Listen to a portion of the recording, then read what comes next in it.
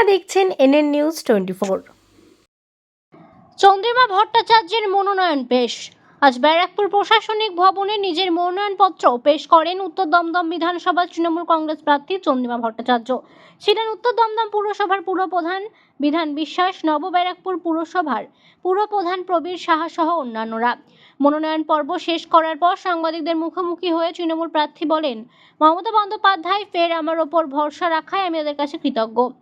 110 দমদম উত্তর বিধানসভা কেন্দ্রে নির্বাচিত করার সুযোগ করে দিয়েছেন। দমদম উত্তর বিধানসভা কেন্দ্রে নব ব্যারাকপুর এবং উত্তর দমদম এলাকায় কাজ প্রচুর হয়েছে। উন্নয়নের কোনো সীমা থাকে না।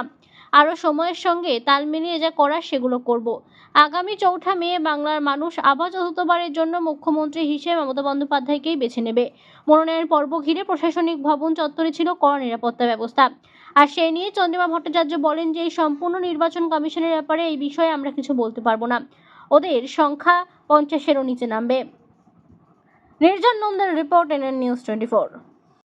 জমা দিয়েছি এবং আমি কৃতজ্ঞ আমাদের মাননীয় নেত্রী মমতা বন্দ্যোপাধ্যায়ের প্রতি, কারণ আমাকে আবার 110 দমদম উত্তর থেকে তিনি মনোনীত প্রার্থী হিসেবে তৃণমূল কংগ্রেসের আমাকে লড়াই করার সুযোগ দিয়েছে।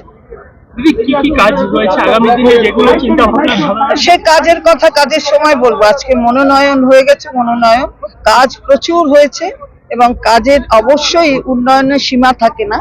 আরো সময়ের সাথে তাল রেখে যা যা করবার সেগুলো আমরা প্রত্যাশা হচ্ছে মানুষ আমাদের সরকারের উপর আস্থা রাখবেন, মাননীয় মুখ্যমন্ত্রীর উপর আস্থা রাখবেন এবং তাকেই আবার 4 তারিখে মে মাসে নবান্নে পাঠাবেন এবং সেই পাঠানোতে তিনি যে ঝোলা ব্যাগটা কাঁধে নিয়ে যাবেন তাতে যতগুলো বিধায়কের সংখ্যা থাকবে তার মধ্যে দমদম উত্তরও থাকবে।